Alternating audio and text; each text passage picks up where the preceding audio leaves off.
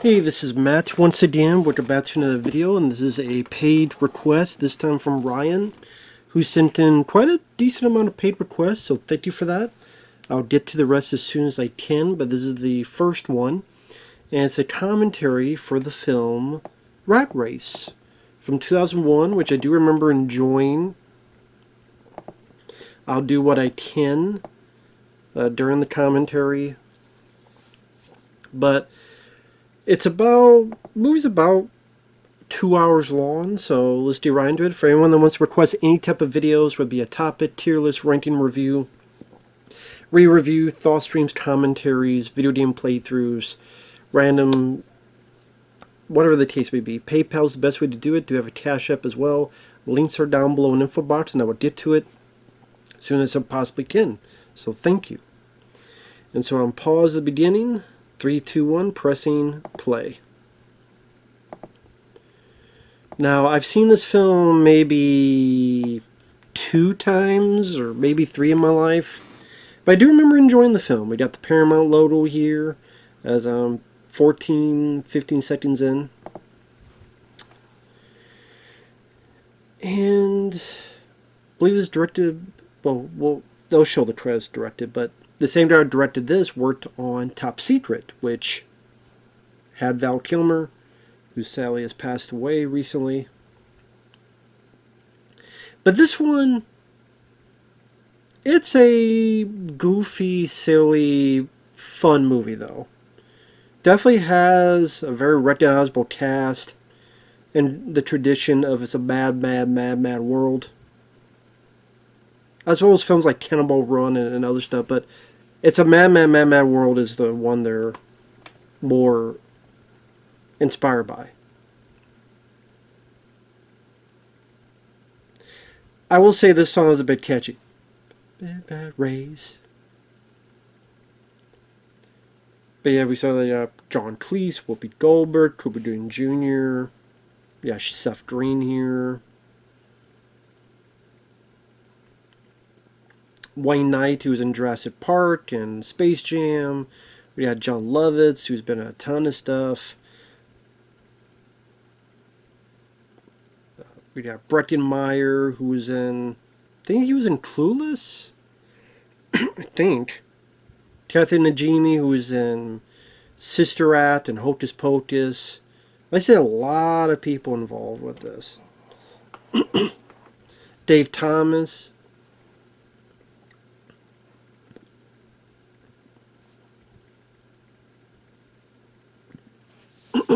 Even Dean Cain. Yeah, Dean Cain. He has a big role in this, who is, of course, Superman and Lois and Clark, Adventures of Superman. Interesting to do these credits in this type of style, where it's like animation, but not quite. I mean, it is animation, but it's just then interesting to do it this way.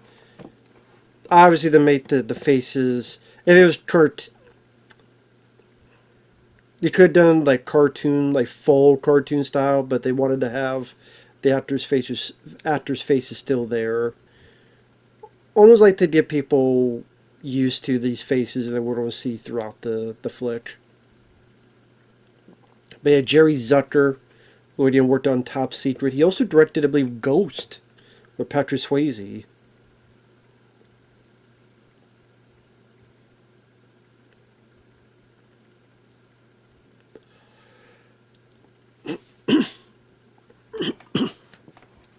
I actually want to look up how this film did at the box office. So we go from those caricatures to the real life folks going on here. We got Breckenmeyer from the get-go.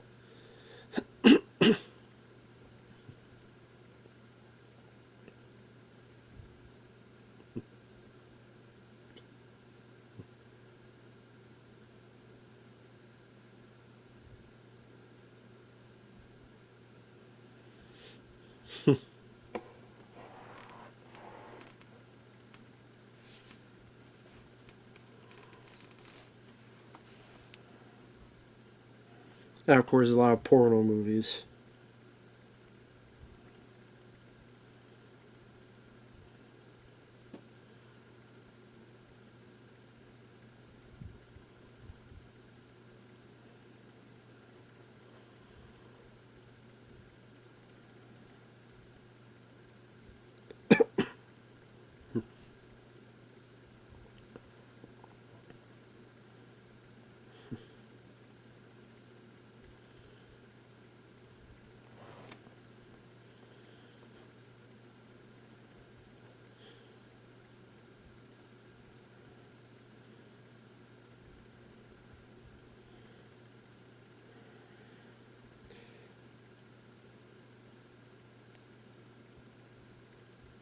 So apparently here, Paramount, in 1999, the idea for this film came about. The script had been sold to Hollywood Pictures producer Jared Bruckheimer. Eventually it led to Jim Jacks, which Jim Jacks actually would also produce.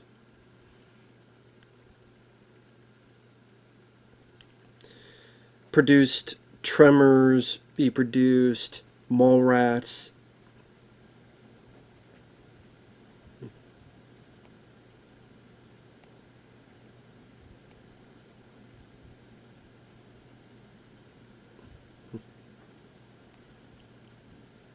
The referee.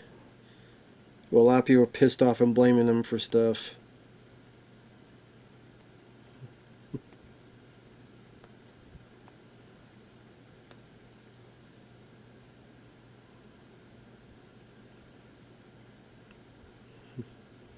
He screwed up the heads tails thing.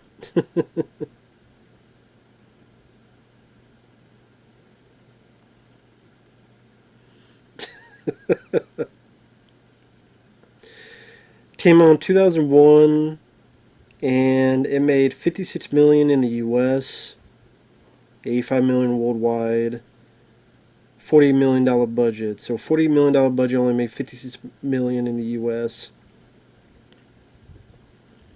So it wasn't a huge hit or anything,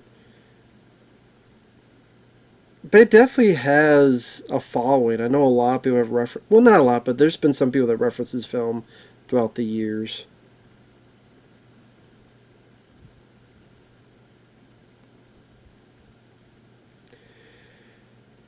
So we had Breckin Meyer, which he's been a lot of stuff. He was on Robot Chicken, which is a show I did enjoy. Freddy's Dead: The Final Nightmare, Clueless, The Craft. He was Arbuckle on Garfield, the live-action films. So of course we got Seth Green here, which yes would voice a Ninja Turtle, Leonardo, in the second half of the 2012 cartoon, after Jason Biggs was fired. And Seth Green was also on Family Guy. He helped create and do voices for Robot Chicken, which Breckin Meyer was also on. He was on Without a Paddle with Matthew Lillard. He's done a lot of stuff. Seth Green, Idle Hands.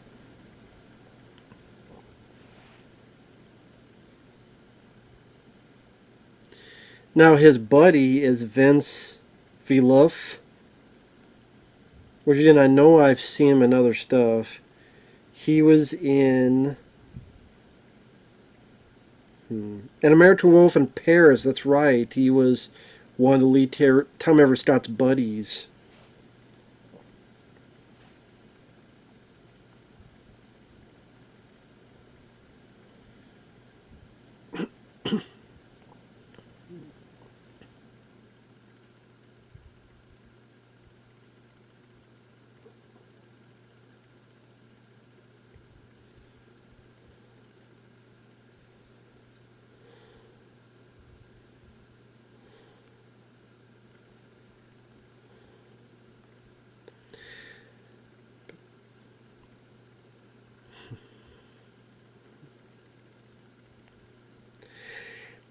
There's definitely one of those films where you have such a huge cast of characters, it's hard to give them all equal time.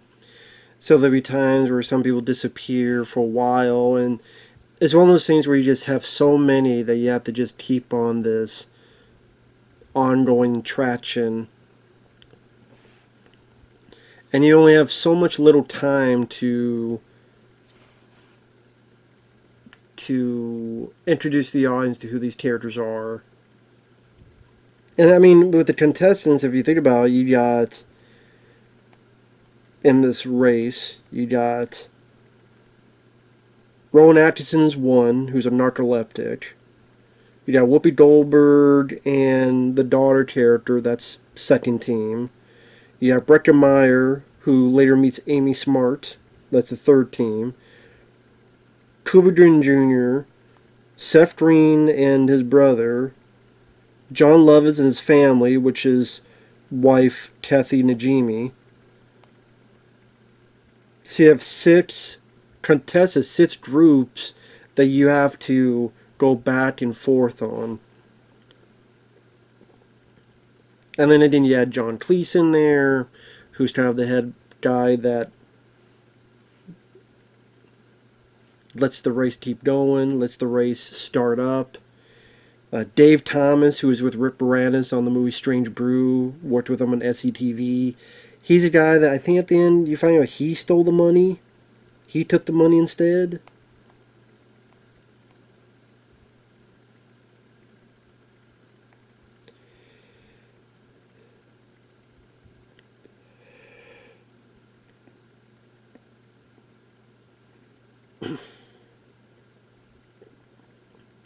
And by the end, they could get the money, but they donated, and then they also mentioned, hey, John Cleese is going to match it, so make them even lose more money. Because at the end of the day, they do something right for other people who are less fortunate, so they'll leave people on a just more positive state of affairs. So technically, nobody wins, but everybody wins. Everybody wins because everyone did the right thing, but nobody technically gets the money.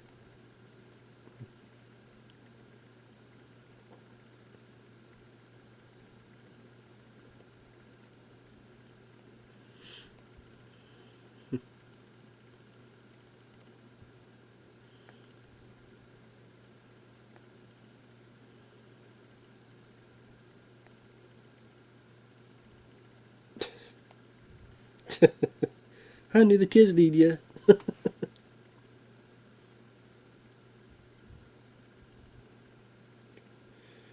Of course, we had John Lovitz on there, which he's done a lot of stuff. He did voices on The Simpsons. He was the critic, that cartoon. He was in films like Big, A League of Their Own. Done a lot of stuff. Jumpin' Jack Flash, he was one of the people working with Whoopi Goldberg at her job. Little Weapon 1, he's very funny. That might be my favorite role of his. Give me a name. Aren't your parents supposed to do that?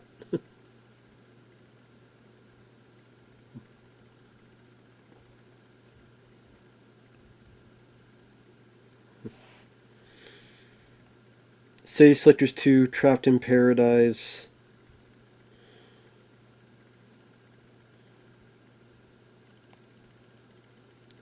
I want to see some real quick.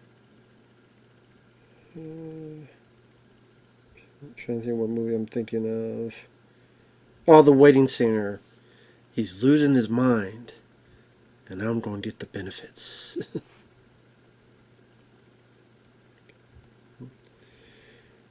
And he still worked with Adam Sandler, Ridiculous Six, Sandy Wexler.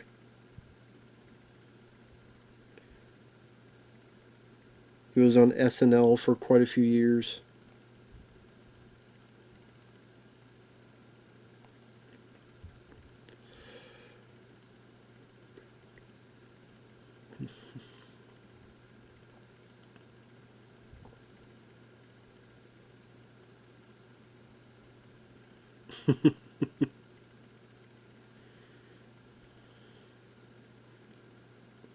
He has to be on guard with all people that could beat him up and stuff.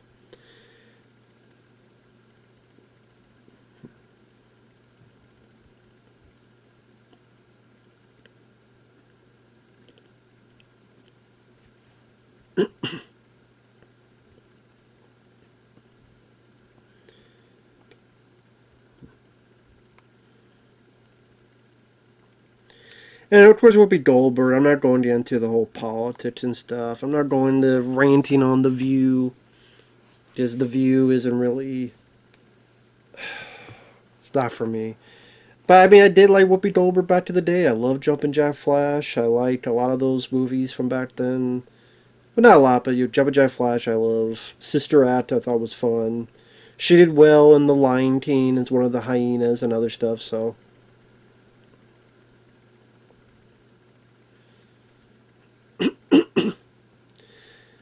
One of the few times you're going to see all these actors together.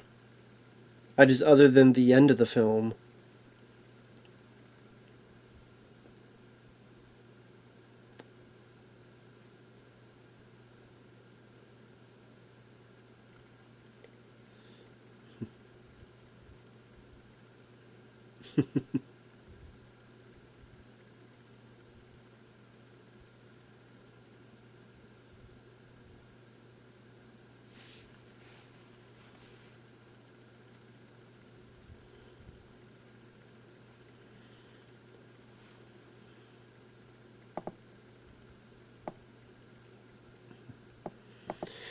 And of course, Rowan Atkinson, he's most known for Mr. Bean, among other stuff. And I think what it is that you have like different personalities involved with this. So you have either the very goofy over the top stuff that Rowan Atkinson would do. You'd have the Zane. They have those different vibes and the different personas. So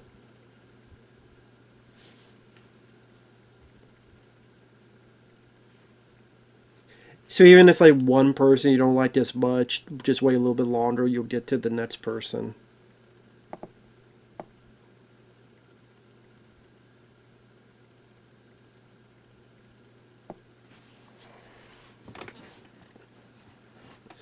And of course, John Cleese. John Cleese from Monty Python. He was also in a few of the James Bond films, the Pierce Brosnan era. Let's see, you also had. He's been in a lot of stuff, John Cleese. A lot of stuff. I think even, was it Pluto Nash, and just a ton of stuff John Cleese has. So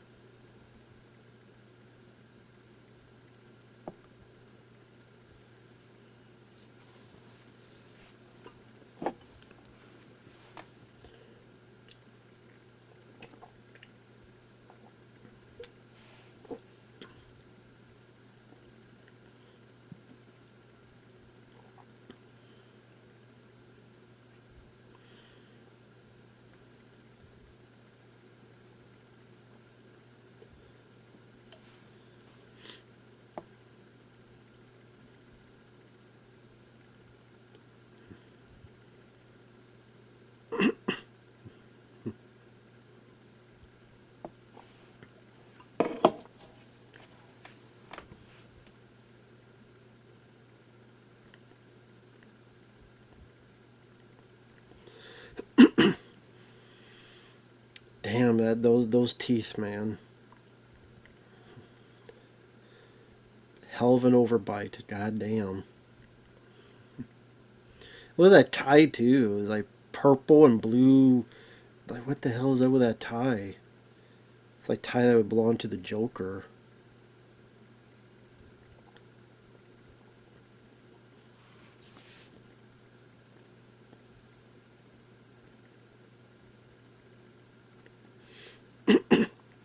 I will say, I mean, like I said, what makes the film fun is just to have this eclectic group of characters. And then once the shenanigans begin, it's a lot of driving momentum. So as people in different vehicles, different situations, crazier than the next. Whether it be I always think of the I Love Lucy fans and cosplayers to physical comedy, all that other stuff going on. It definitely has a zany aspect to it, and again, I know it's a mad, mad, mad, mad world is the big inspiration for this, but again, Cannonball Run always came up as well, especially in like Wayne Knight and the ambulance. That remind me of something you would see in Cannonball Run. Where was it the second one where the first or second one, Burt Reynolds and Dom DeLuise used an ambulance. I can't remember which one it was. And then okay, we don't. This is actually something I would like to have seen done. Well, maybe 8 years ago or something.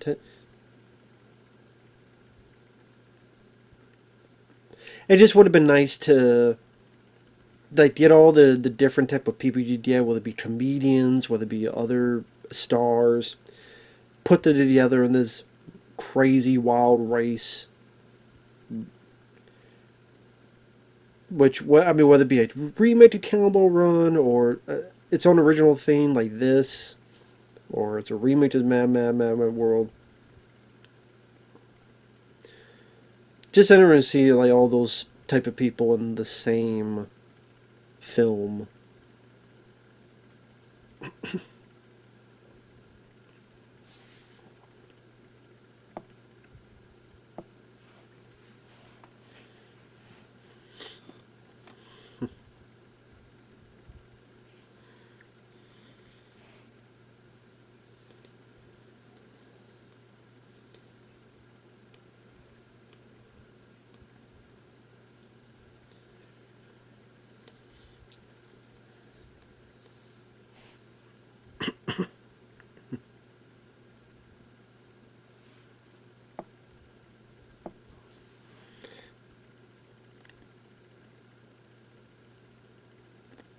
Like I said, these scenes are kind of nice to witness because it's one of the few only times you can see all the people together.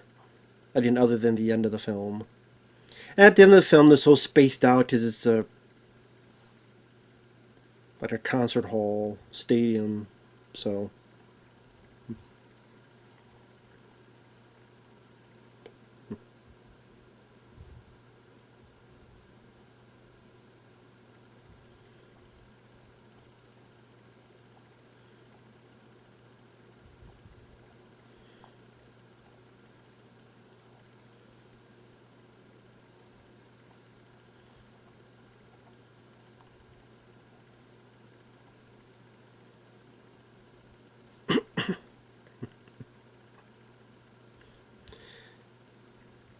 Oh yeah, everything. Yeah, nobody's going. Everything's one going okay.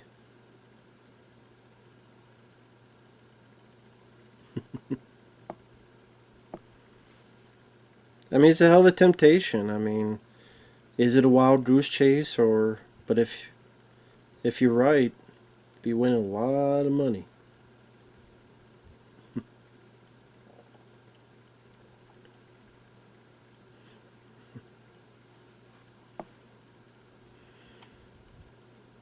I forgot they had this song in it. I remember that song was extremely popular. Who Let the Dogs Out? But that is a song I have never liked. I have never liked that song, even from the very beginning. Even when it was first introduced, I never liked Who Let the Dogs Out. Never, not one bit.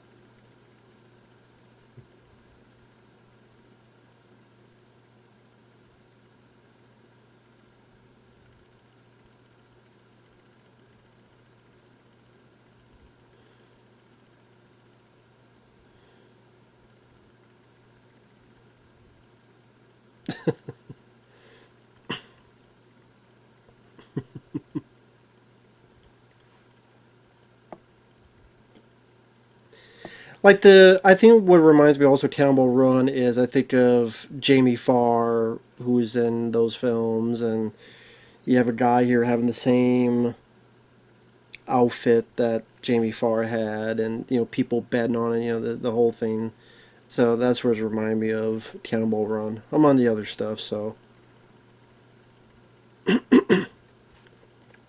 I'll have to do the best I can with this commentary. Oh, we have Paul Rodriguez. Always I see Paul Rodriguez there. Done a lot of stuff throughout the years.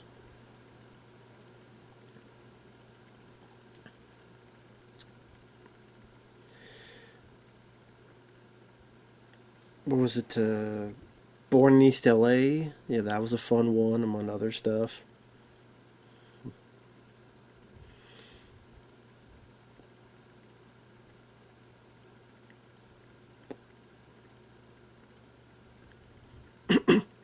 And I'm laughing because I think of like the stuff coming up throughout the course of the movie. The whole Hitler's car thing, again, the I Love Lucy stuff, just a lot of insanity that happens on the course of the movie. Again, that's definitely a reason why this film at least has a bit of a cult following.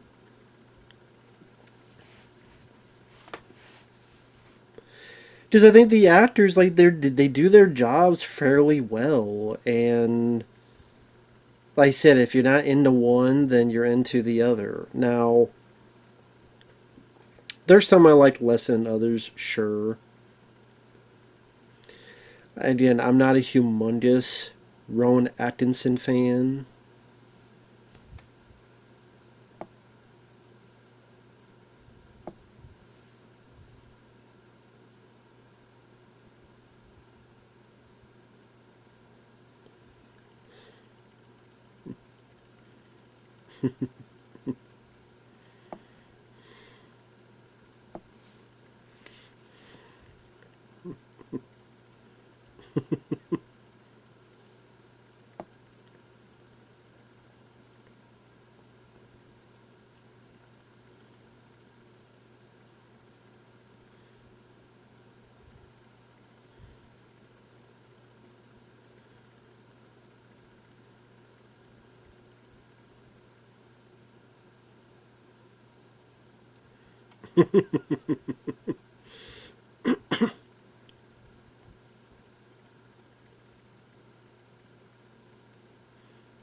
I would say if they were, like, so you don't get a lot of depth with the characters in terms of, like, it's not a movie where each person go. It's just one of those that you just there to have fun, comedic escapism. That's all. Just to see the zaniness of it. Where's the airport? After and the plane's right behind them.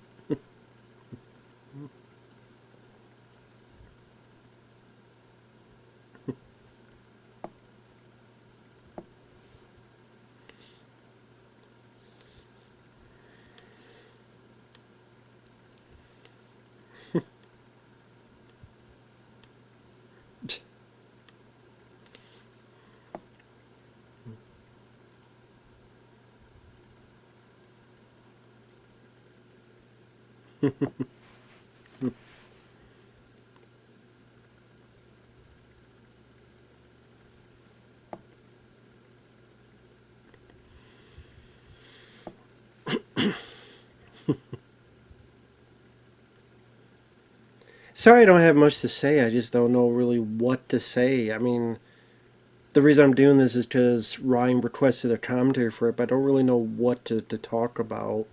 Because I don't have a history with the film. I didn't grow up with the film.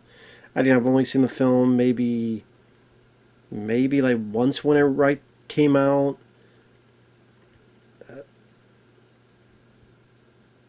One on one when I did a review for it. I said not that often, and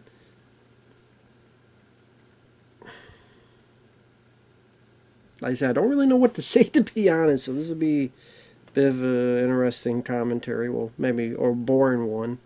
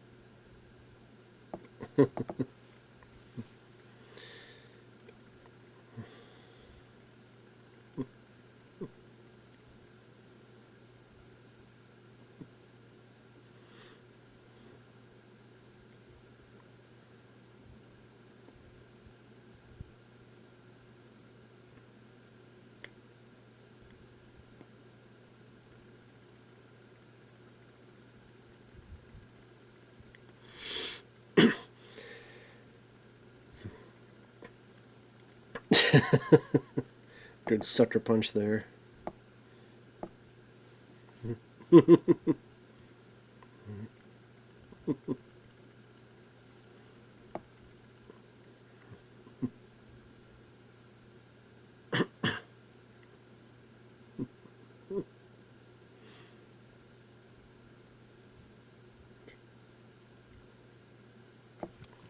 Seth Green is one of those guys that he's done a lot of stuff throughout the years, and I never minded him and stuff. You know, the stuff I mentioned. Okay, he was a piss poor Leonardo. I'll give you that. He was, I think, one of the worst Leonardos there's been.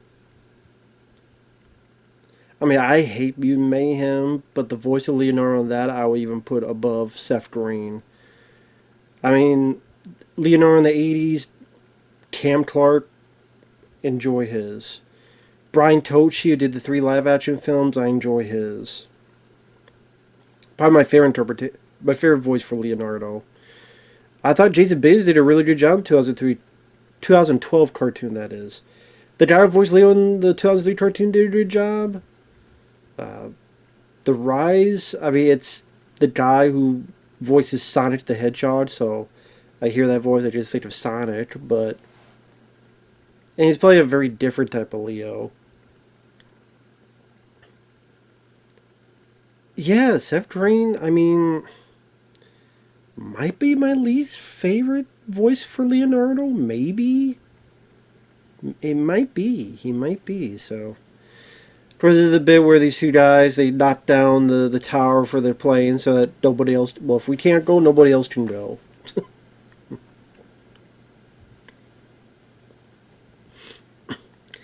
And the first of these big set pieces where it gets zanier. And I mean, there's some good practical stuff and stunt work involved with this. And it's trying to be a big, in a way, a big event for movie theater goers. That now you see comedy, but they see these big scenes, you go, oh my god, can't believe that's happening. What? A truck is being, what the hell's going on? And this guy's running away from this Jeep, this truck that's climbing up the damn tower. And again, a lot of it's being done for real. That's a real vehicle. There's real people above it and in it. Nowadays, there'd be all CGI.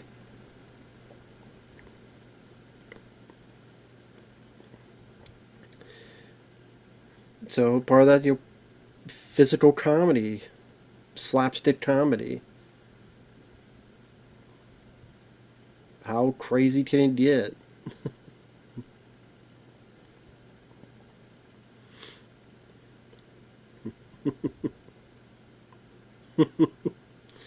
I think the actors, they both do a good job in this. They have a good rapport with each other.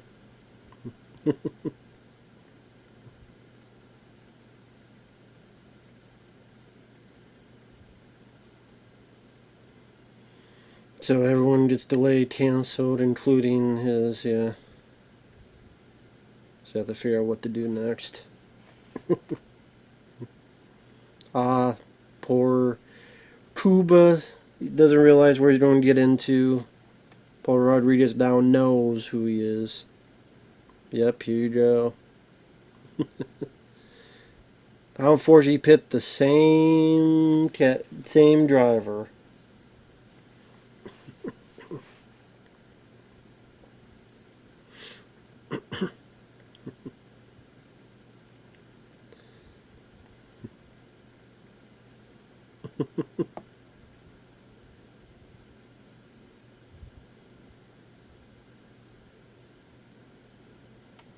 And I mean, not for a car, but I've been with this where there's been times I've gone to McDonald's and there's a trainee there, and they're teaching them, so it's understandable. You have to do this, you have to do that. There's a part of you that gets just annoyed, like, come on, just get my order done already, just get it done, come on. But at the same time, it's like they're learning, they're doing their best, it's on the job, There's only only a certain amount of ways to train. You have to train on the job, so that means you have to involve people and what's their orders and things of that nature.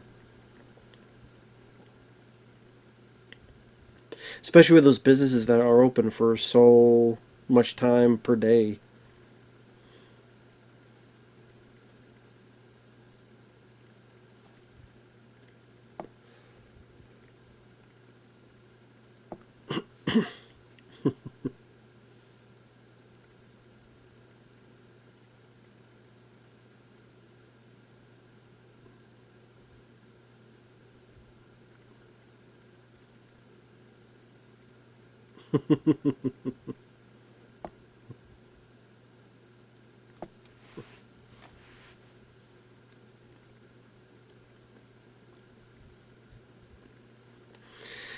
It's interesting.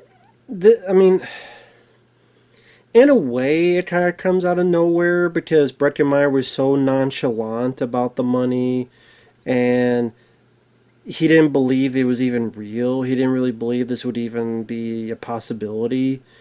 So he would have been just gun ho to get on a plane and go home. But then the idea that wait, he's the only one that can be able to fly. Then he's gun ho to do it, and I'm sitting there going, well, like you could have changed your. I just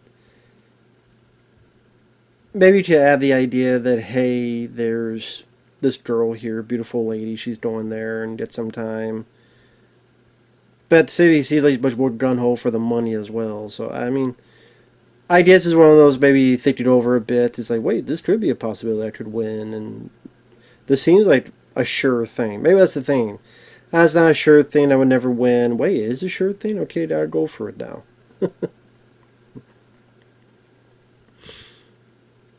And then you had John Lovitz here with the family.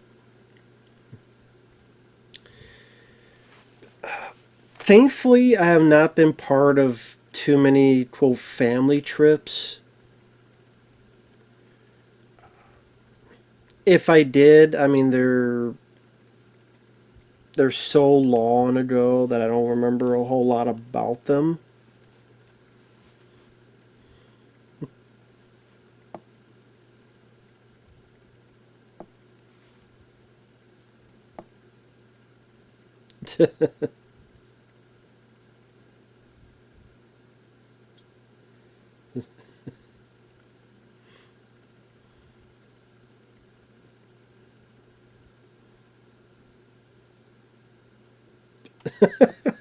I love Paul Rodriguez is just insane. It's just his insane glee and his the way he's say the dialogue. That's just fucking hilarious. I love that. That is absolutely hilarious. I trust your judgment. But I mean, Paul Rodriguez, he's a very fun comedian.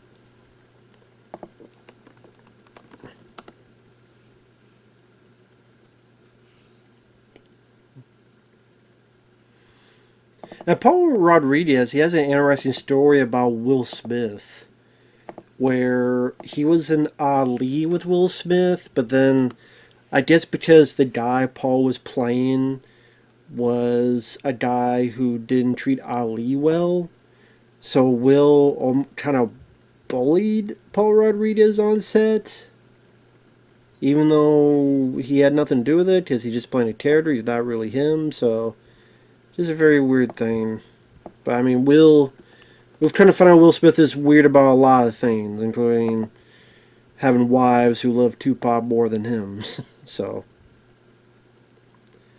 be a DC cab, born in East LA. He's in various points of being a comedian. Just a whole lot of fun, this guy.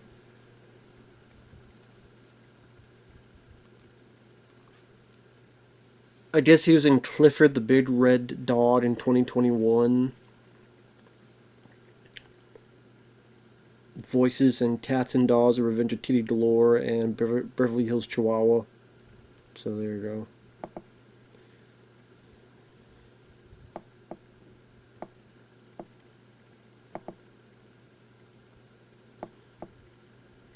Oh yeah, I forgot Kathy Bates was in this. Yeah, here we have Kathy Bates from Misery and The Waterboy.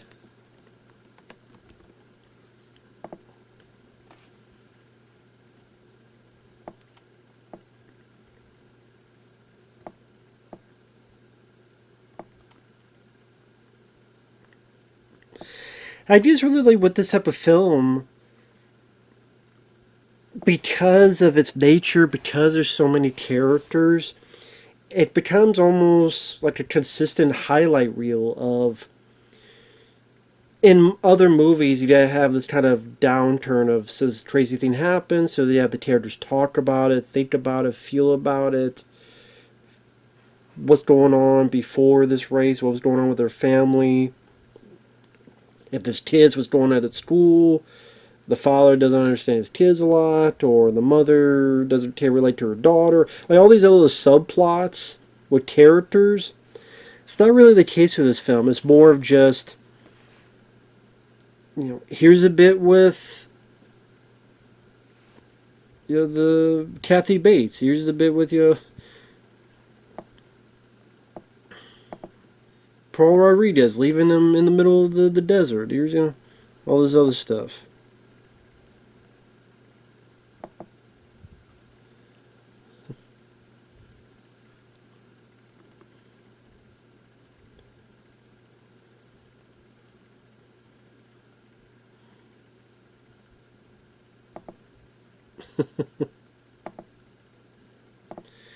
Now, Cuba Gooding Jr., I mean, he's been in some stuff that I've liked throughout the years. Judgment Night, I think, is a very good film with Emilio Estevez. He was in Jerry Maguire. He won the Oscar. He did good in that movie. I don't think he deserved an Oscar for the movie, but he did good. I know he's gotten some trouble in the past few years, and I don't know what's real, what's not real. I don't know the details of that. Career wise, I know after he won the Oscar, it went downhill fast. I mean, he did Chill Factor, which I had some fun with, but that was a big bomb. He did Boat Trip, which was fucking embarrassing. He did, was the Fighting Temptations, something like that? That didn't do anything. Radio, which was not the Barbie you think of.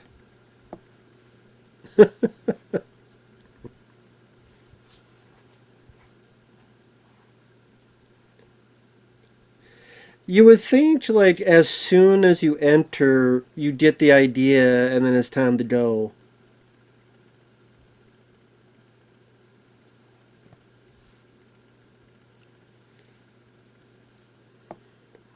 I didn't. You would think, like, as soon as they walked in, oh shit, then they walk back out. But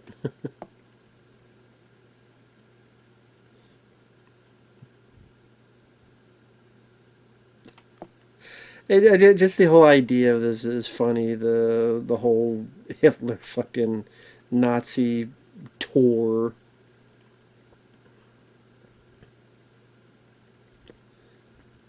With the fucking mannequin, that string going up and down with the arm.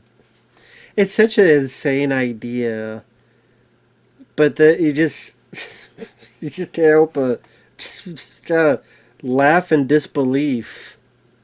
Like, what the hell?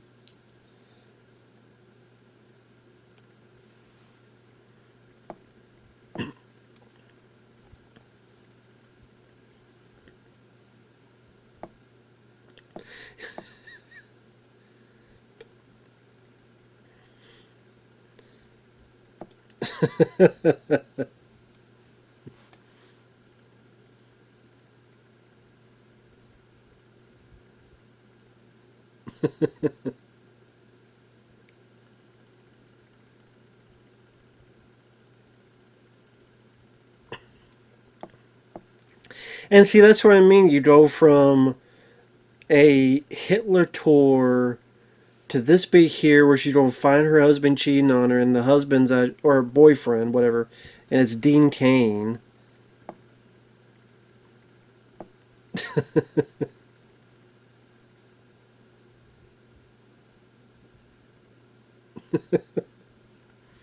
It's just one of those that you basically wonder what the hell kind of crazy shit's going to happen next. Ah, there's Dean Cain.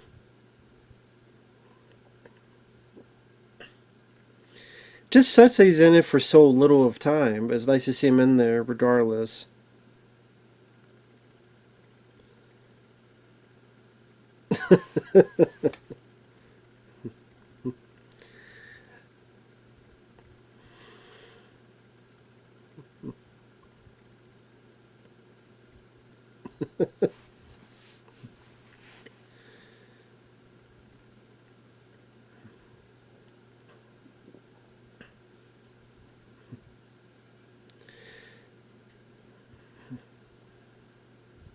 There you go. Goodbye to the pool. It is sad though, like Dean Cain, who I think is talented of a guy, to go from starring in a Superman TV show to doing some like sci-fi channel films.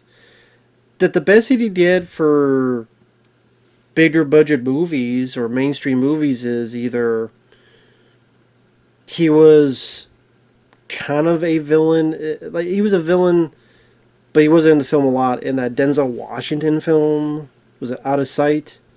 There's this big here in Rat Race, so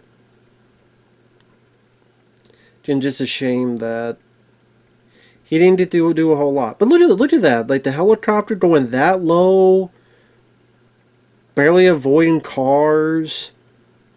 You definitely need to choreograph that with the stunt people, because like that wide shot, if the helicopter was too low for too long, and the car hit the thing at the bottom, and helicopter going bit of a Twilight Zone crash.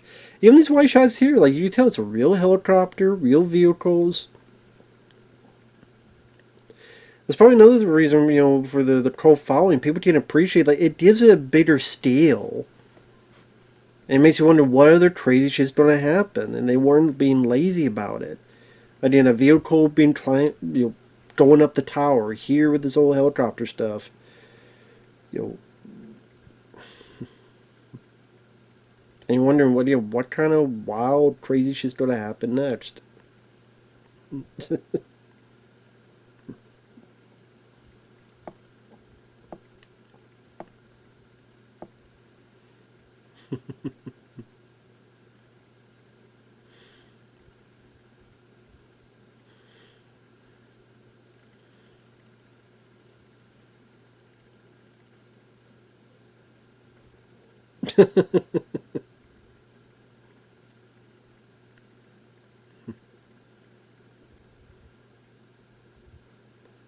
Damn.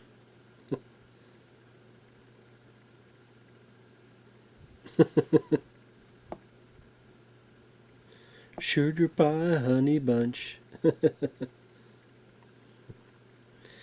mean, I don't blame him. I mean, I'm not going to stay there waiting for the cops to do that. I'm going to go with Amy Smart as well.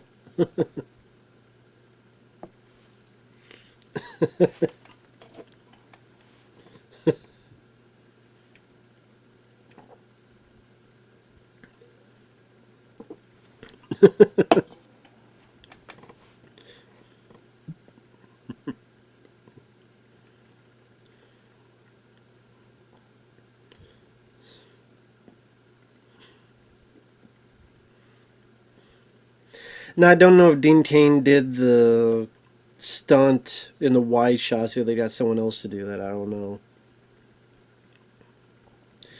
But I think that's the last we see Dean Cain, which is too bad. But again, always been a Dean Cain fan. Always enjoyed it. Even some of his like sci-fi channel stuff, I can watch Boa and was it Dragon Fighter. They're not great movies, but because of him, I could watch them.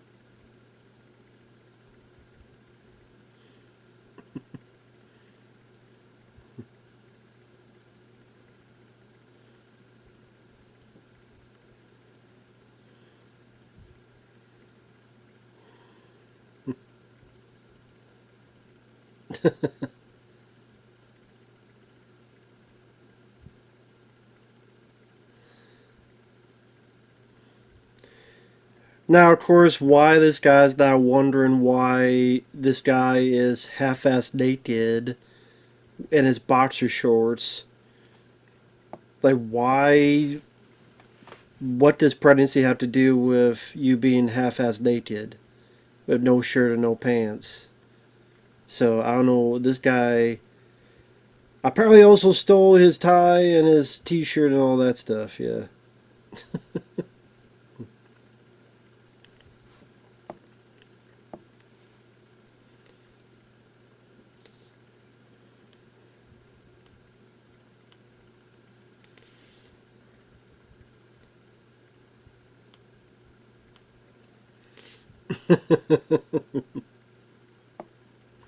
Again, like it. That's another thing that makes this film fun is the creativity. Not just like having this big scope of this cross country race, so it doesn't feel so claustrophobic. It feels like it's expansive. Not the physicality of having these different types of stunt stuff, but just the creativity of, what other film has a family steal Hitler's car? What other movie has I Love Lucy cosplayers? The whole group of them. Not a whole. I mean, yeah, that creativity. It's just so. It's fun, and again, in a world where there's so much like laziness, where, well, that feels like something you've seen a dozen times, and that feels like something you've seen 20 times. This is something else. Here we have Wayne Knight. Of course, Wayne Knight was in Jurassic Park. You didn't say the magic word. And of course, and also he was Michael Jordan's. I don't know what you would call him, not manager, but I guess I don't even know how to call him, but maybe like a guy hired to manage Michael Jordan, like get him from place to place, something like that. And Space Jam, he was in Space Jam. Of course, I think people will also remember him from the TV show Seinfeld. And of course, he has this kind of, I said ambulance, but this medical van.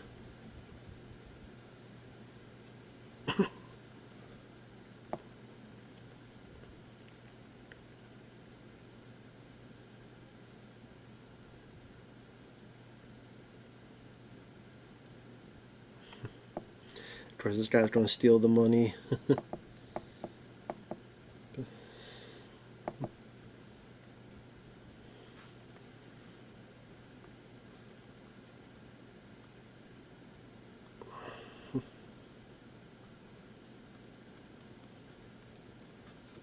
That guy I know looks familiar.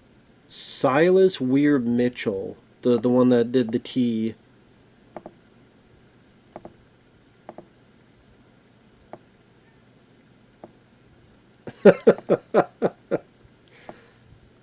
What was this guy in?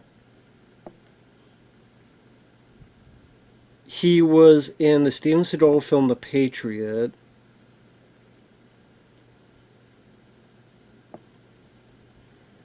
Oh, he was in Rob Zombie's Halloween 2. That might have been where I remember him from, Sally. Oh, he was in an episode of The X-Files. Aguamala.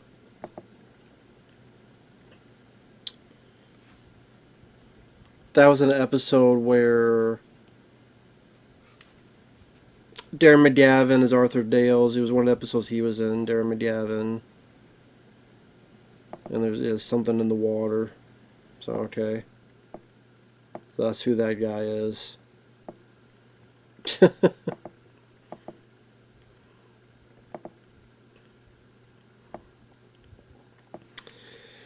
That's what I mean. Like, in a way, you don't know what the hell's going to happen next with this, which makes it that much more interesting. And you just see how everything just ratchets up more and more and more.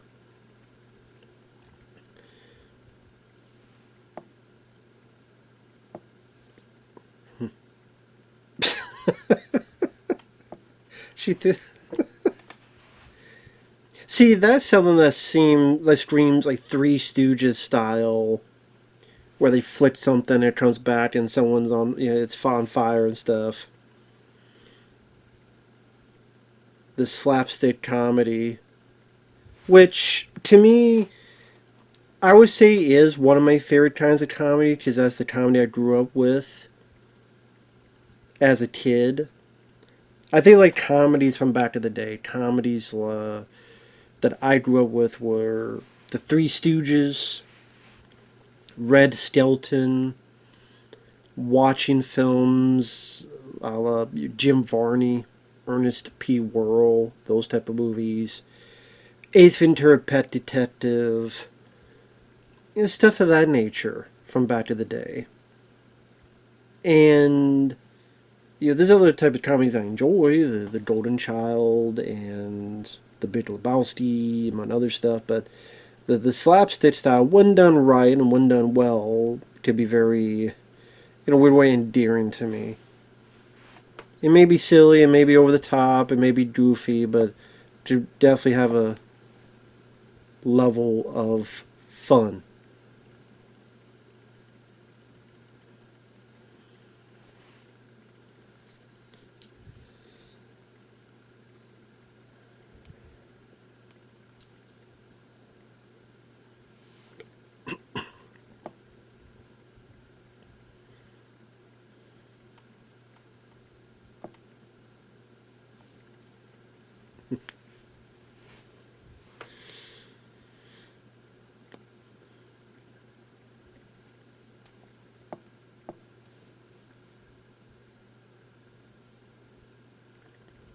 I guess in a way, if you look at it, like any one of these people could have had a film of their own.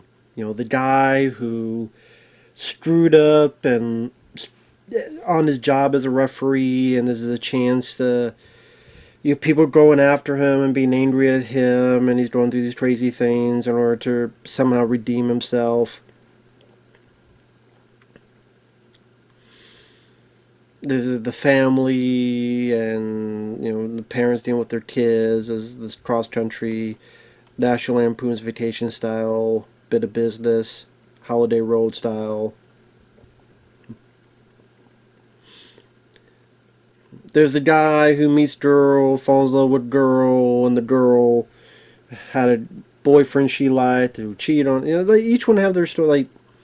But this cuts out all the boring stuff. It cuts out the stuff in the middle that would have to be added in there to make it a feature length film. But here it's okay. We have this bit where they're goofing off and they set up a gag, which will be followed through later.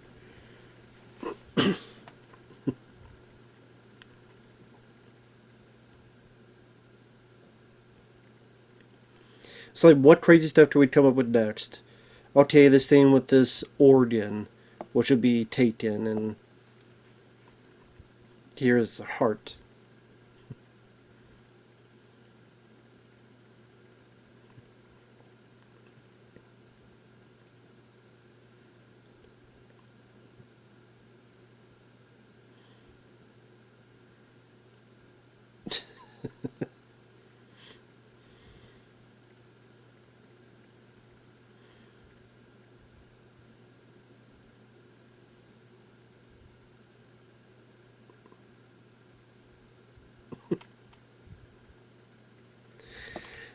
Yeah, that's always a bad sign. What could happen, or what's the worst that could happen? There's always something bad that could happen. If you have to ask yourself that, then don't do it. What could happen? A lot, so don't do it.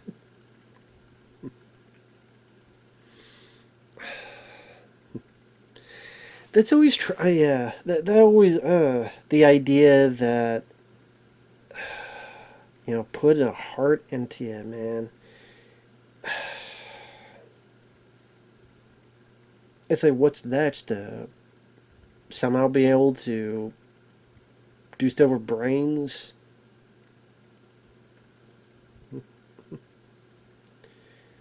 Now, why Wayne Knight could not just stop the van and pull over and get the heart? Because other stuff has to happen. Again, literally, Wayne Knight could be like, oh shit, pull over the side of the road, stop, pick up the heart, put it back in, and there you go. That's all you have to do. But no, and of course, the car that these guys have to get gas from has to be a police officer car. The siphon gas from has to be a cop car.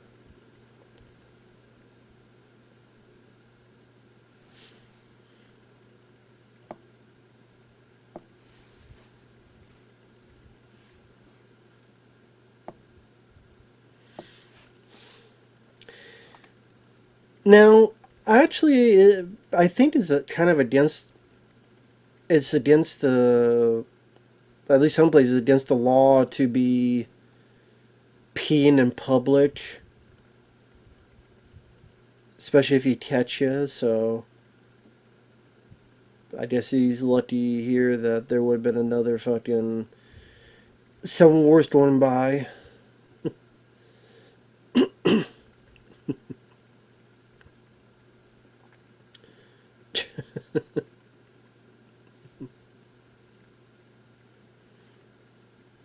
Oh yeah, see then we this guy.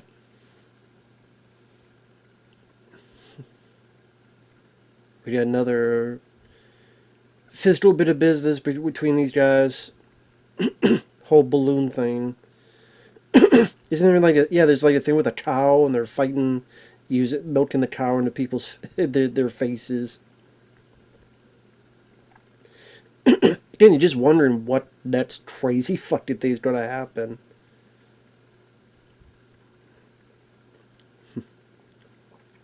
And hey, they put the budget to good use. They truly do. I don't think this looks like a cheap film. That's what I mean. It'd be nice to see another comedy like this. Granted, who you would cast in today's age, that's another question.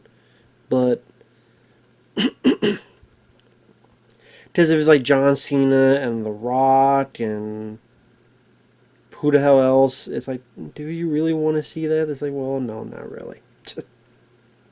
That's what I mean. Like maybe if this was done, I don't know, 8 years ago or something. I don't know.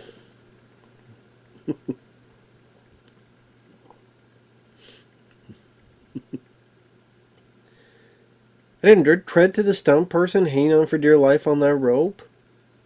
All done in camera, real people doing real things.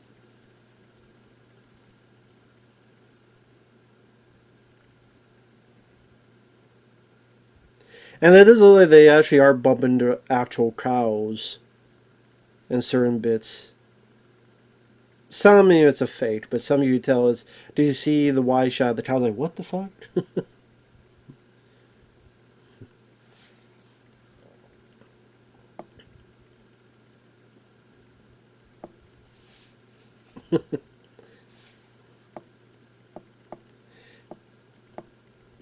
Now again, why Seth doesn't just turn... Well, I guess it was really, why does it just turn right or turn left? You say you still going for the rope, and that's why.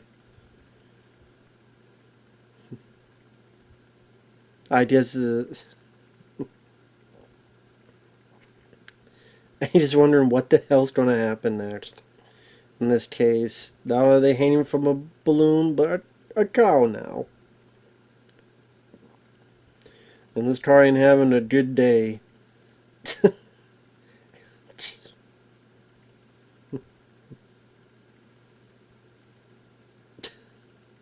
You're just wondering what the hell's going to happen next.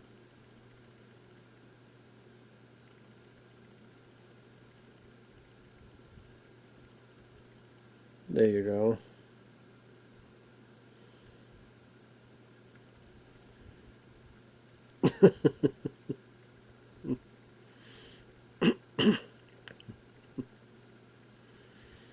That's a hell of a throw. I gotta say, hell of a throw. Again, done. Credit to the stunt people. Credit to the stunt men doing all that.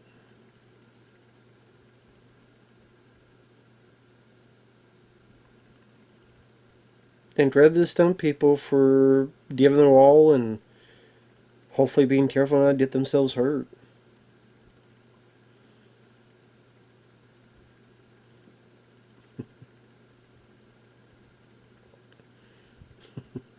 But make sure you don't drop that in the damn water.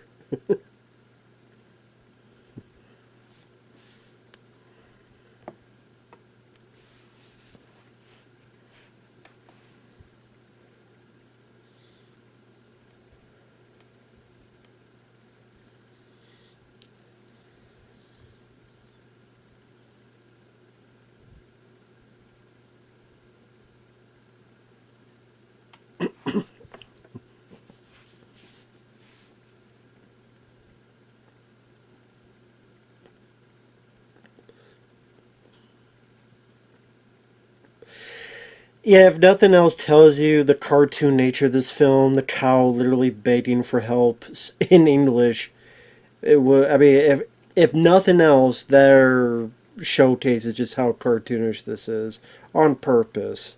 That yeah, the cow literally begging for help. So there you go.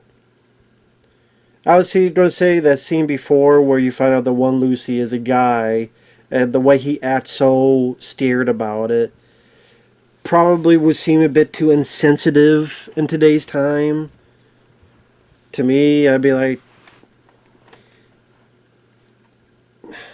I wouldn't be that freaked out about it. I'd be like, oh, okay, well, that's different. That's about.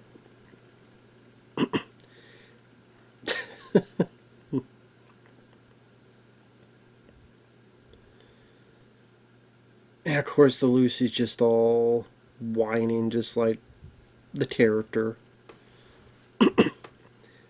They are truly in character.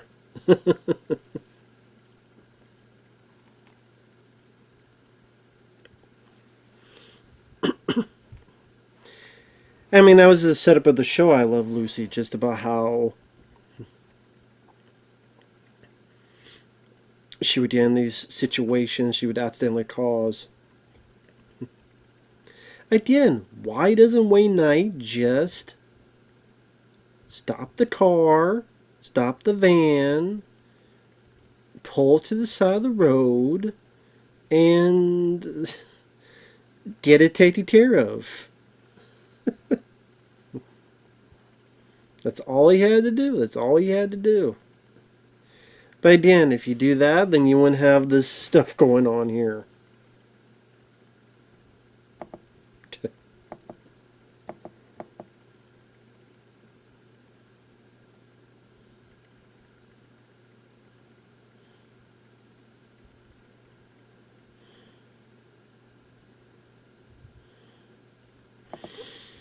Where Wayne Knight here is going to attempt to try to kill.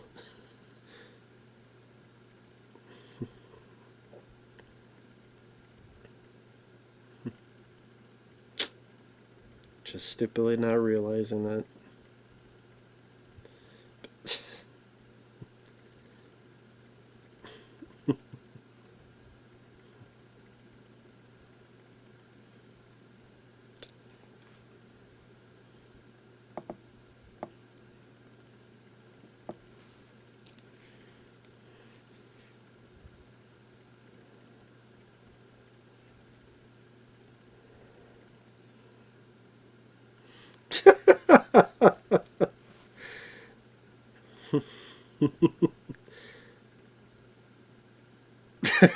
She does it.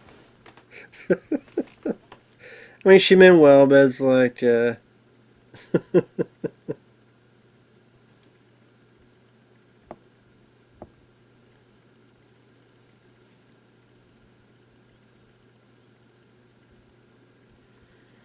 oh shit.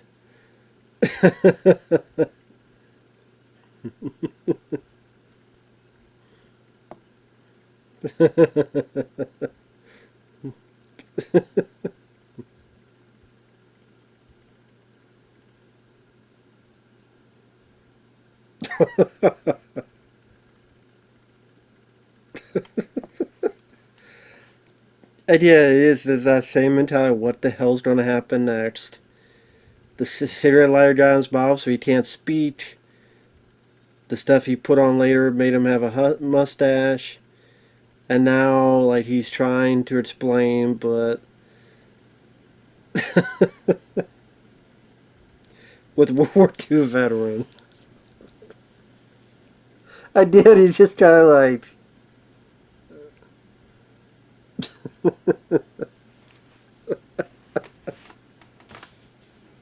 he's giving the middle finger. He's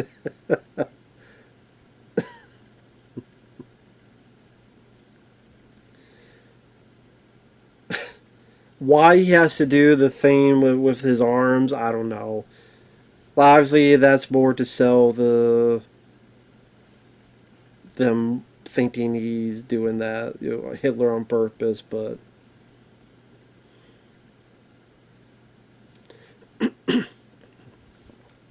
I don't know if this stuff was needed with the whole. I guess to set up Dave Thomas as to why he steals the money at the end. That he is the guy that's the center of these type of bets. That maybe he feels embarrassed or demoralized or something of that nature.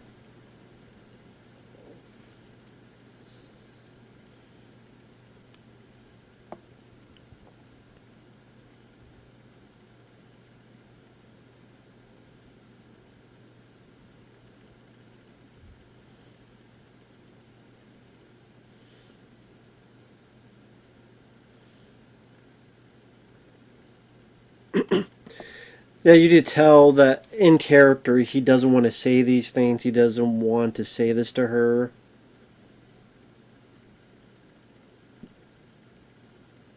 He feels embarrassed and he's trying to remember what he was told. He's trying to remember what he was told by them to say and repeat.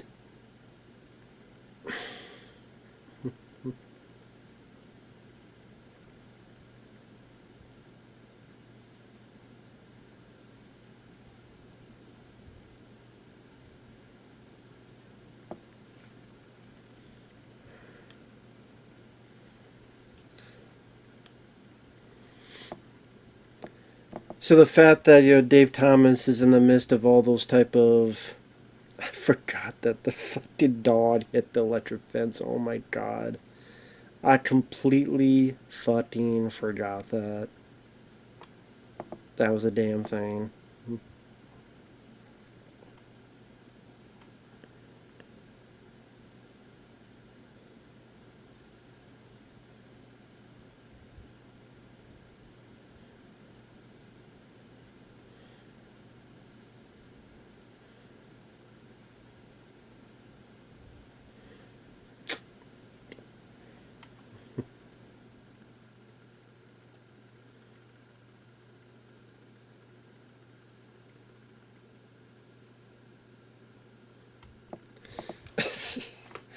I get an idea more of that. How much can you ratchet this up? How far can you go with this?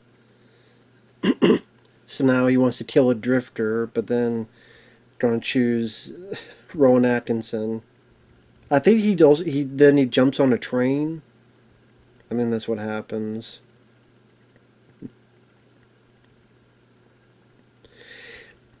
I guess one of the issues is that because there's so many characters and so many things to go back and forth, at times it feels like, man, we haven't seen this person in a while.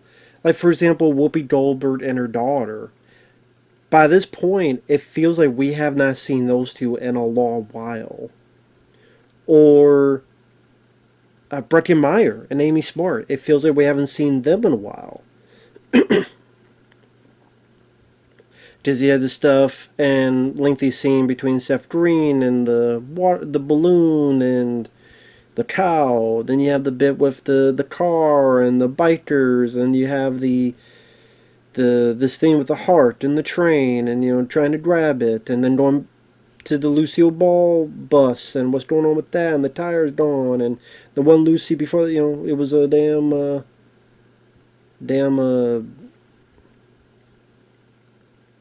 guy, and now we're back to Breckenmeyer and them. But it's like, wow, we haven't seen Whoopi Goldberg and the dog character in a long while. So it's just one of those things that you do get that kind of intimation from time to time. Man, it's been a while since you've seen that person. I mean, how long did it take before Rowan Atkinson finally got to be part of the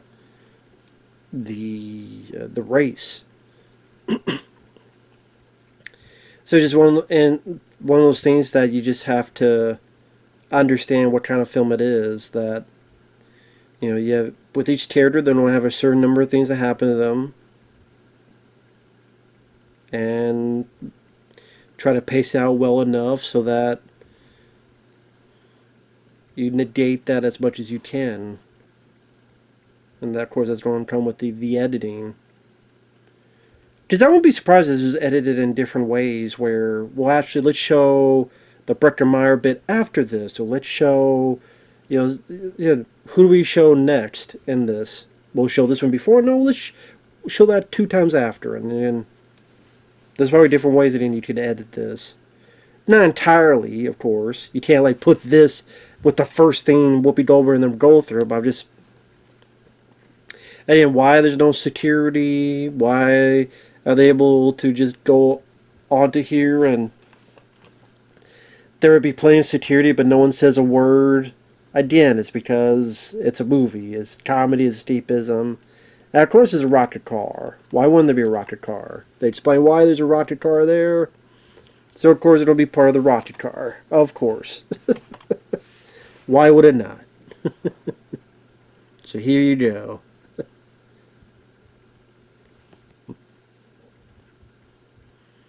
Rocket Man, don't I say it's alright? Rocket Man, there you go, off tonight. Pew.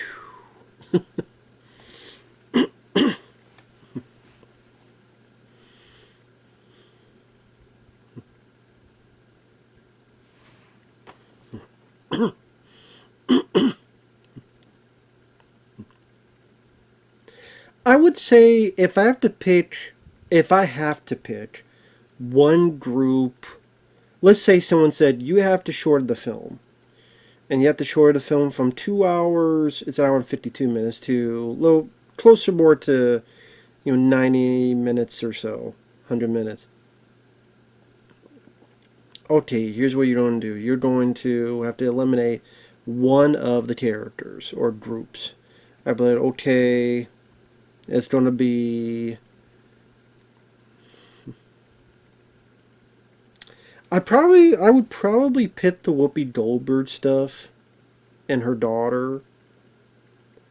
I don't think they do a bad job, but I just think their stuff is a little less interesting.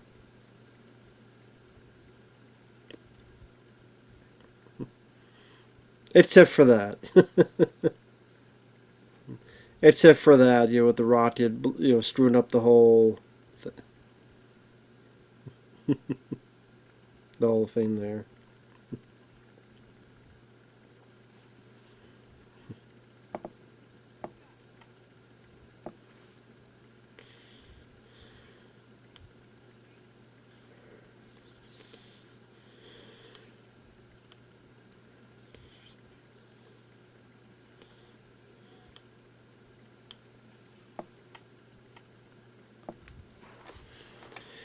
And the thing of it is, like, get more of that cartoon bit of business with the way their faces are.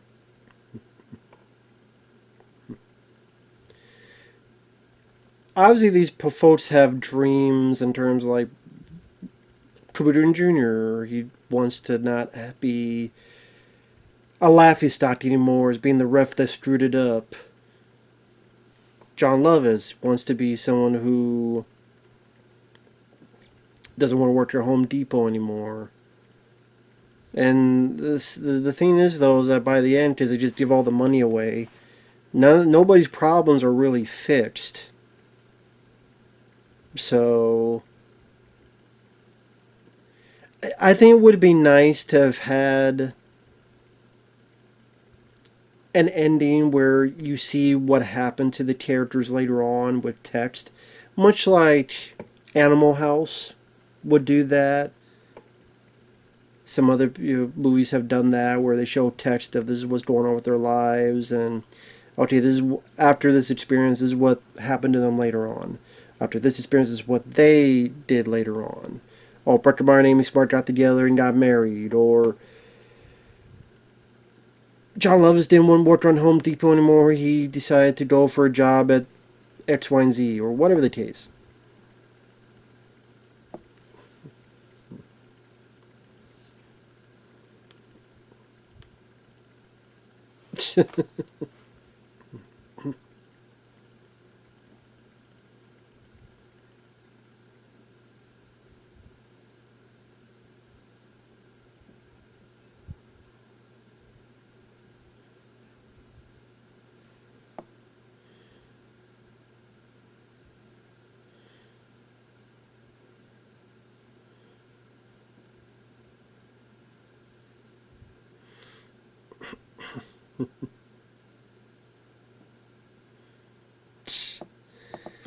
Oh, yeah, the fact that you're drutting your whole family. I mean, that's a bit iffy. You know, it's a bit fucking iffy with that whole thing.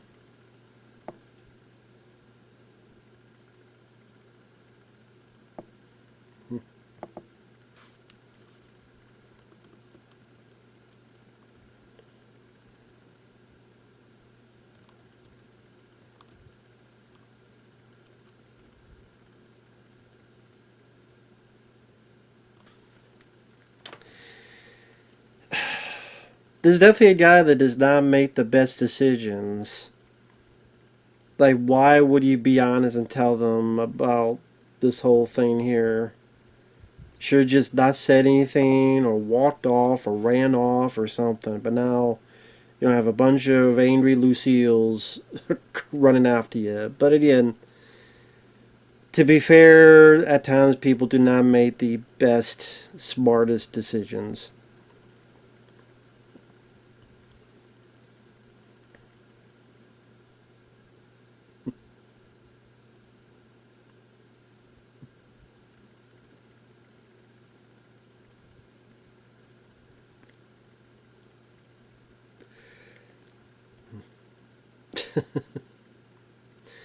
I didn't why he thought this was a good idea, because we have to have this happen. And that image there, just a bunch of angry Lucille's running after him.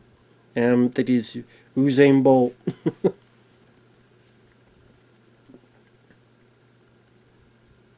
It is a funny visual, I will say. And again, in those bits with Dave Thomas is to show that he feels embarrassed, you know, this stuff, and that's why he's going to eventually. Now, how he got away from them, I don't know. I don't know if there's more scenes that showed how he got away from those folks, those Lucille's. How did he get away from them? How did that all happen? I don't know. I do not know at all.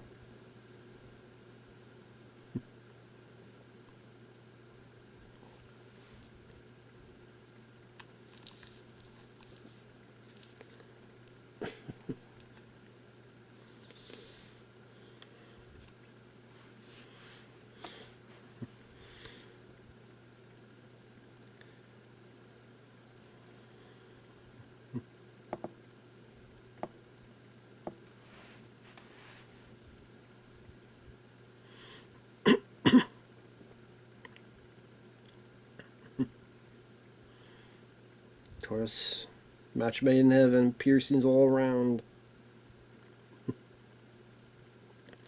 How many fucking things you need on your ear? Jesus. There's like 8 of them on her damn ear.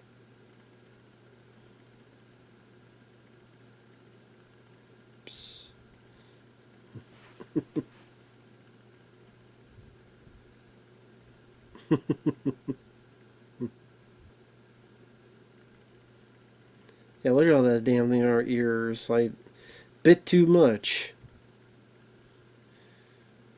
I know she shows something else where She sews so. What is her? I'm guessing her nipples or something else. Or is it? Of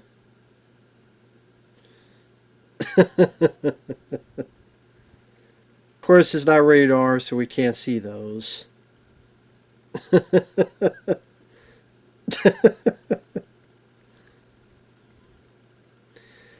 Yeah, good stunt work here. Good stuff with the drivers. Good stunt there.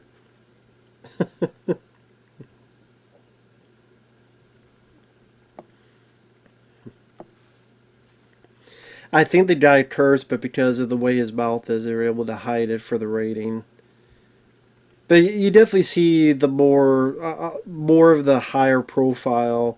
I think that's why I would say the stuff between Seth Green and this guy are my favorite parts of the film. Is because each one is just this crazy stunt work being involved, whether it be the truck going up the tower, whether it be the balloon stuff, whether it be here with the monster trucks.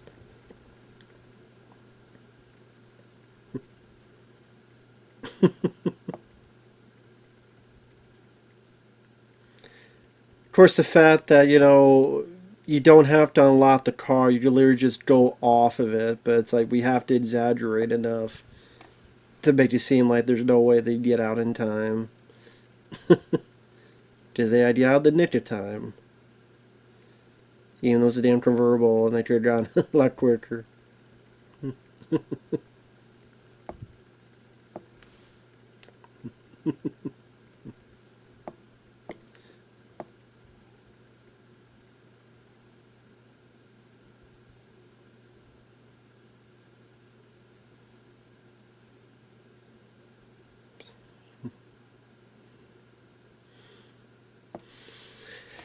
But yeah, I think if any one of these people did get found out what they all did, they'd be facing so much fucking jail time. So much jail time because of that. For a lot of these folks.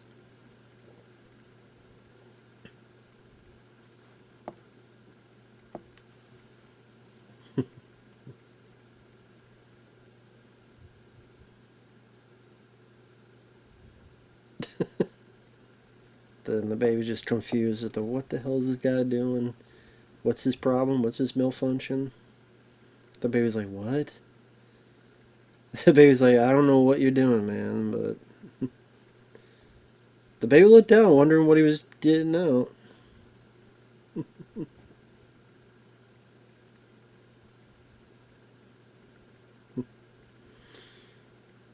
Why would he give his tea to the baby? Because this needs to happen.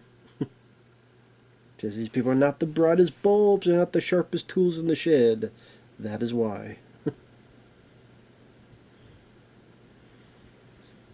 Now he could say that, I dropped my tea in there, but, no, it can't be that easy. And that poor cow is still going in with the balloon. That poor cow. I don't, I don't remember that cow ever gets off of the balloon.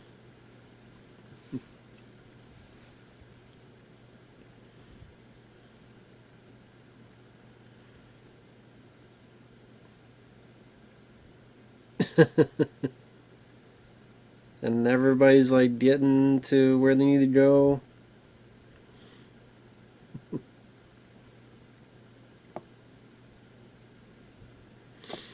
And how ironic, everyone's getting there almost at the same damn time.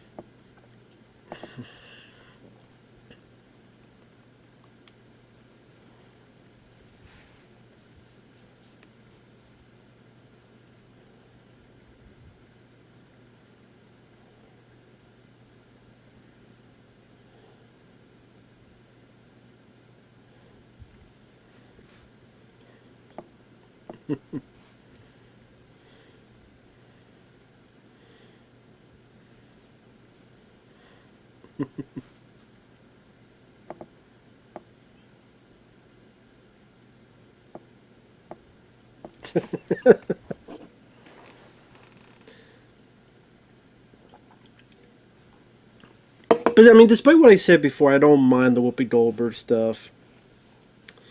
I'm just saying, if I have to choose, it would be either that or the Rowan Atkins stuff I would get rid of. But yeah, I don't mind most of it. I don't know what I said in my review. I might have minded some stuff a bit more. But compared to movies that come out today, compared to the variety of comedies that come out today, compared to all that stuff, or the latter comedies today, I actually watch this again is definitely fun as we get into the third act where I do remember the deal where the whole thing is empty.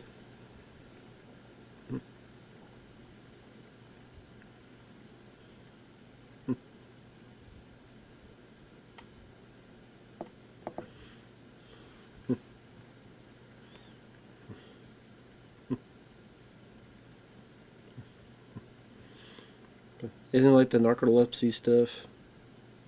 Yeah, I think right before he does it, he falls asleep.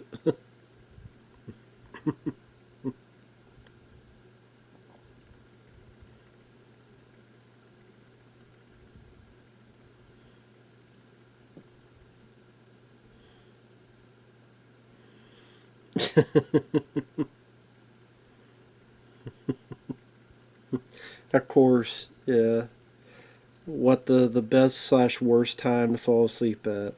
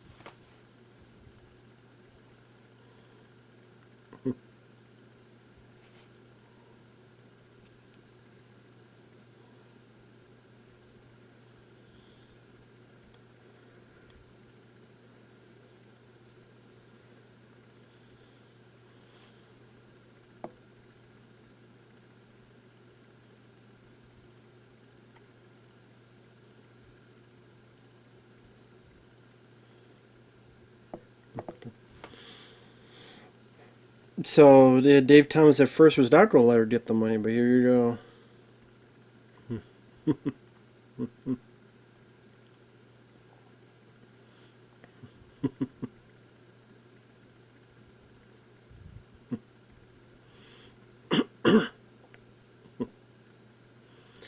There's the cow. Yeah, I forgot. I forgot all about that with the cow. This whole thing here. Forgot all about that.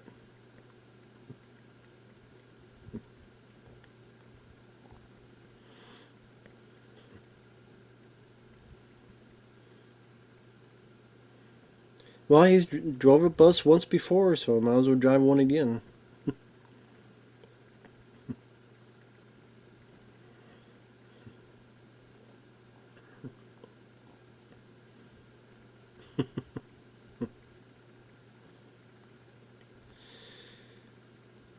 You know what? For that amount of money, I would risk jumping off the car in order to keep that money. I would risk jumping off the car.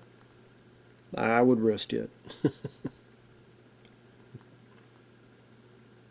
Maybe I broke an arm or something, but hey, would that money be enough to pay for it and then some?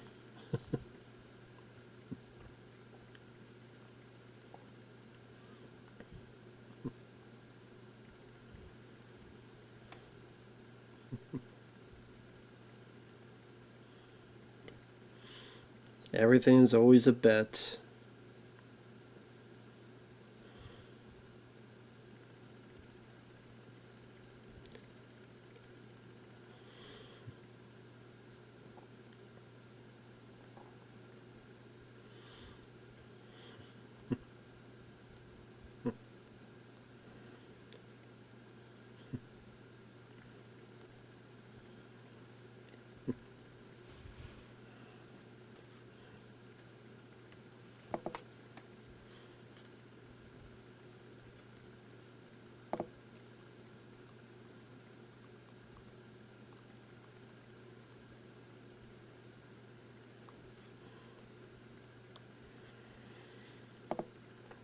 There we go.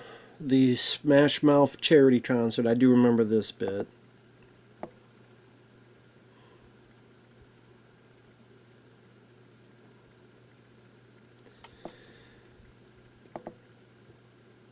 Now, Sally, the lead singer, Smash Mouth, Sally, he did pass away. And I'm trying to remember what year he passed away, but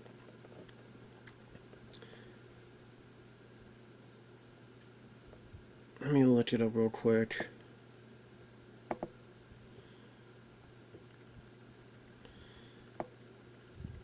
Steve Harwell, 2023.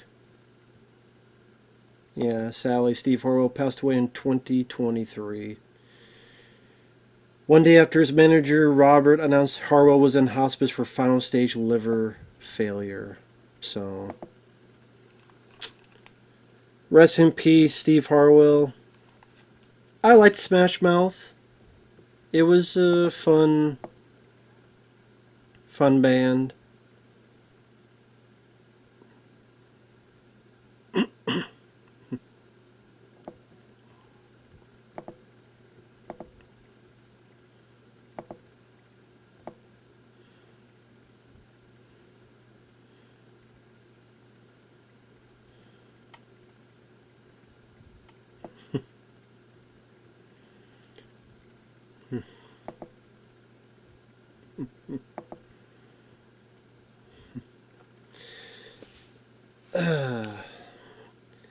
And gets into stuff that I think that's Ron Howard's dad right there.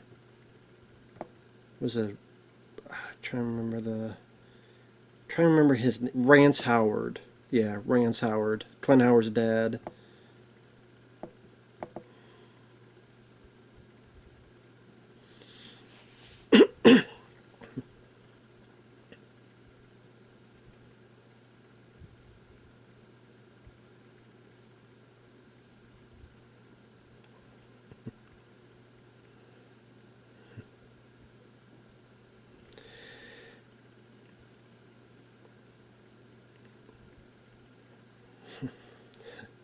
I just you always hope to wonder like does charities actually work? Because sometimes it's hard to see the benefit of what happens with those charities, and then there's some that's more corrupt than others. But the meaning is as well.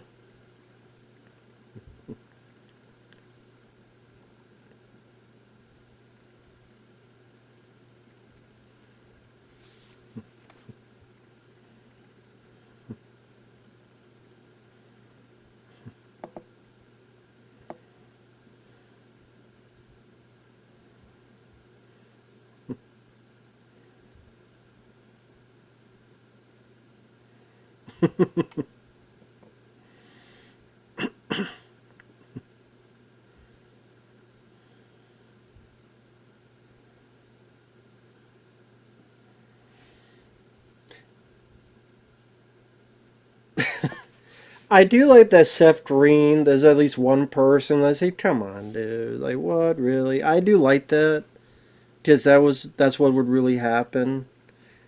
I mean, as mean as that sounds, there would be someone that would do that. There would. So I like that because it makes it a bit more. I don't know. I don't want to say realistic in this kind of movie, but I appreciate that.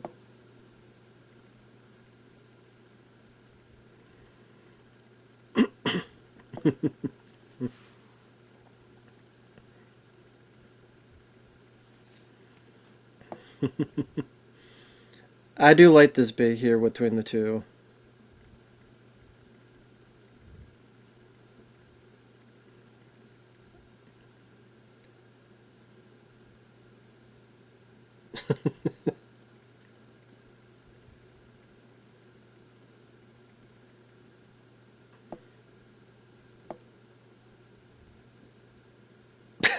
Like it's a thing that means well, but just the idea of him saying this heartfelt thing with this ton stud, I thought that it makes it funnier as it should.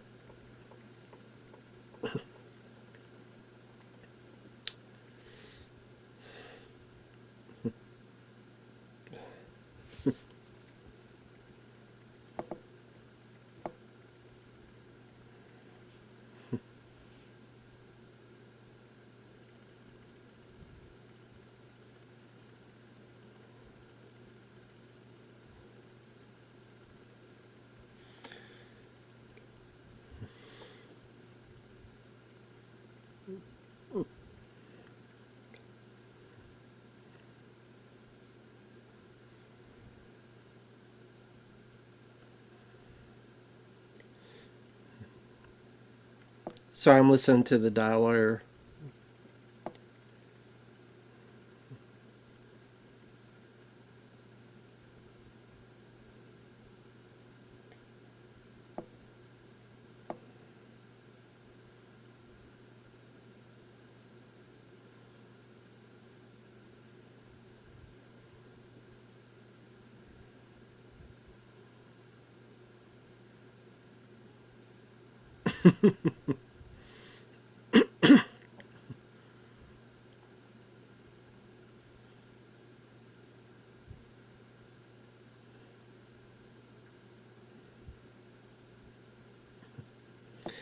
And of course, you have the classic song All Star, which was a massive, massive hit when it came.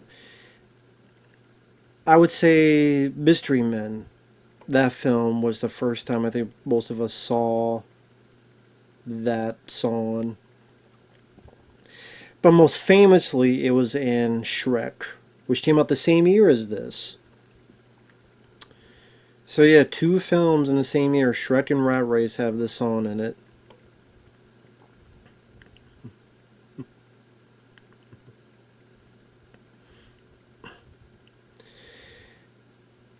I guess it's kind of an ending that tries to make things.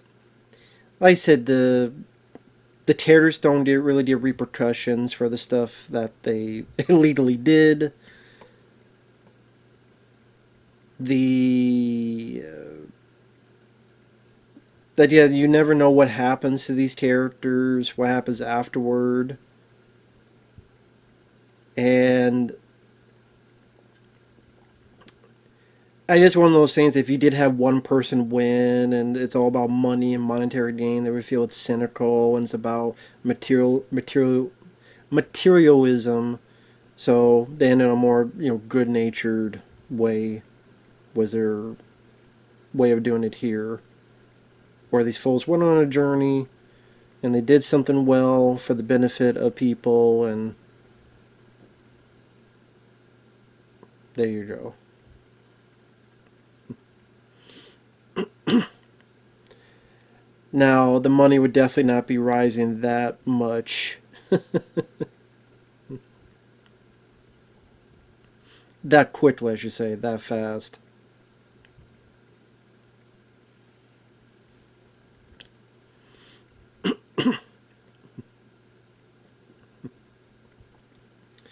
Now, the crowd surfing.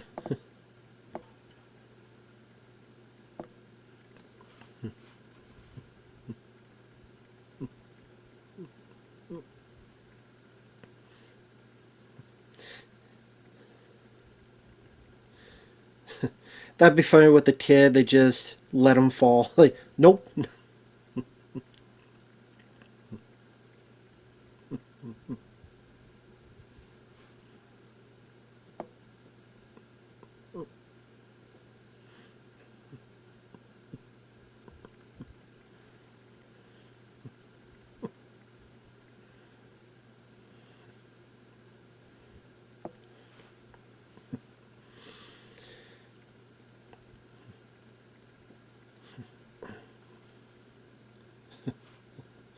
And it's on an upbeat note, a feel good note, which is what you hopefully want people to feel when they see it at the movie theater, which is his intention. And then you have this song here. And that's Rat Race. A fun comedy, zany, cartoonish comedy, good cast. I know like Diamond Dallas Page was in this, as well as they may even be in the credits, but they were, it was, I don't know what the context was, but I know they were not, they were deleted. They're not in the finished product. Trying to think if they're in the credits here, because sometimes it does happen where they accidentally leave someone in, even though they're not in the film.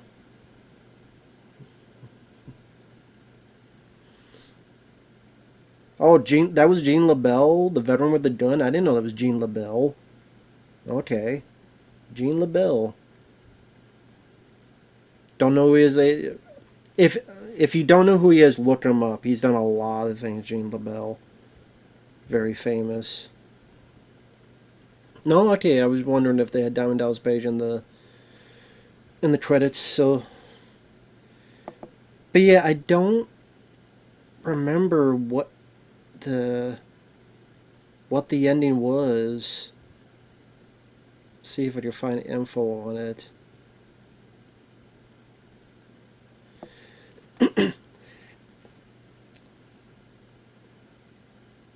Sinclair, okay, John Cleese and the Gamblers. Their habits are further exaggerated in deleted scenes where they partake in many ridiculous bets, playing a monopoly with real money. In another scene, a high roller pretends to find what they are doing immoral. Diamond Dallas Page and his wife Kimberly had a cameo that was cut when test audiences failed to give his appearance any reaction. So, I mean, that must have been a blow to DDP, you know. But to be fair, I mean, I don't know if an audience that would see a film like Rat Race would know much about wrestling. And it's not like a big time Hulk Hogan and Gremlins 2. Like, he was huge. He was above wrestling. He was mainstream. If it's like Macho Man Randy Savage or like they would know. Diamond Dallas Page, I love Diamond Dallas Page, but I don't know. Mainstream audience would not have known who he was. They'd be like, who? But overall, this was a fun one. It was nice to revisit this. And we will see you guys later. Thanks once again to Ryan. More requests to come from you. Like I say, it was fun to rewatch this. Still a fun time. Good natured. And yeah, I appreciate that you did the stunt work and all the other stuff. So I really do appreciate that. That's really cool. Like I said, I appreciate the work they put into this. Because you don't see a whole lot of that. And you definitely don't see these type of comedies nowadays. And that'd be fun to see.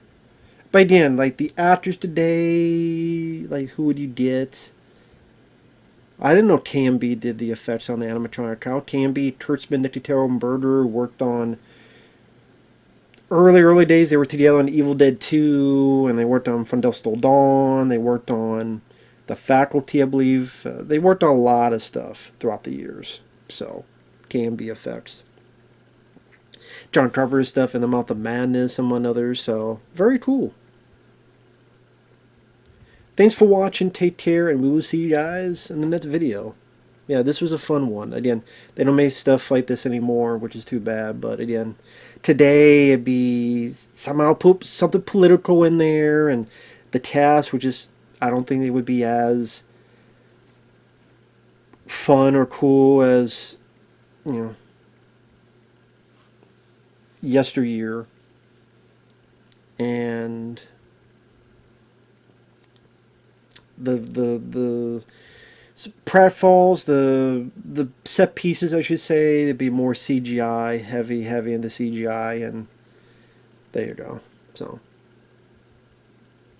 thanks for watching. Take care. Ciao for now. Later.